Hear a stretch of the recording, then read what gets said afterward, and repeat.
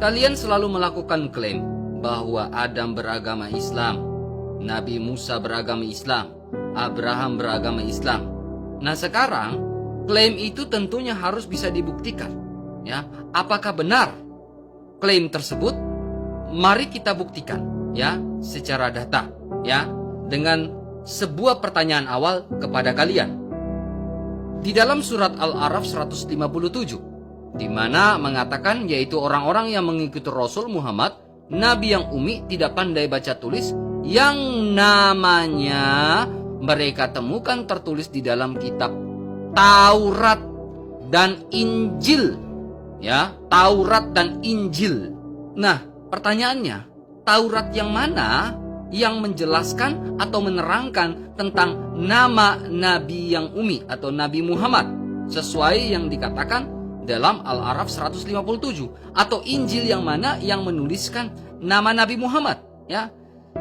Dalam sebuah penkanonan Alkitab ya, kita temukan ya berdasarkan fakta bahwa Taurat itu ada 5 ya, dan Injil itu ada 4 ya, yang dikanonkan dan disepakati bersama ya di dalam konsili Hippo maupun konsili Kartago di abad ketiga dan abad keempat ya. Dan bahkan ya saat pengkanonan itu terjadi sudah ada etika di dalam Nostra Aetate ya, hubungan antara orang Yahudi dan juga orang Katolik pada saat itu ya, ada hubungan dan ada etika, sehingga kita lihat kanon perjanjian lama tentang Taurat itu ada berapa?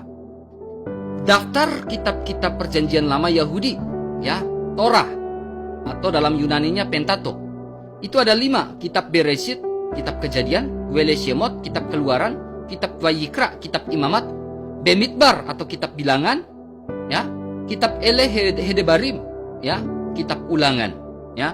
Sementara kita lihat juga pada zaman ya, dulu semua kitab perjanjian baru dibagi menjadi 2. Nah ini kitab Injil.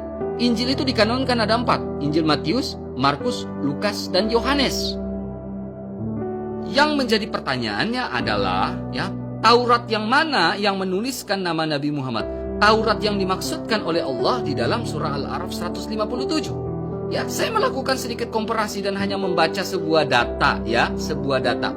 Tentunya jikalau ada nama Nabi Muhammad tertulis dalam kitab Taurat, kami pun mengenal Nabi Muhammad.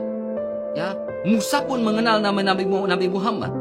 Ya, saya melakukan komparasi dan melihat data yang ditafsir oleh Quran Kemena.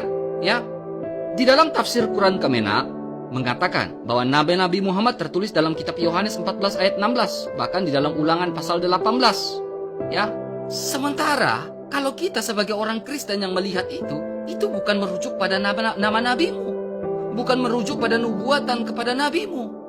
Ya, Ulangan 14 ayat 16 merujuk pada Parakletos, Roh Kudus yang dijanjikan.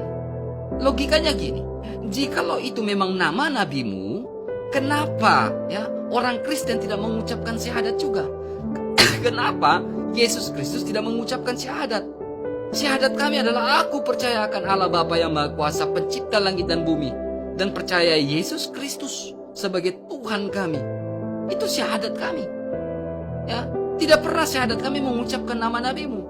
Bahkan Musa saja tidak di dalam Tauratnya tidak mengenal. Makanya saya memberikan sebuah pertanyaan kepada kalian. Taurat yang mana yang dimaksudkan sama Allah di dalam surat Al-A'raf 157? Ya. Coba silakan jawab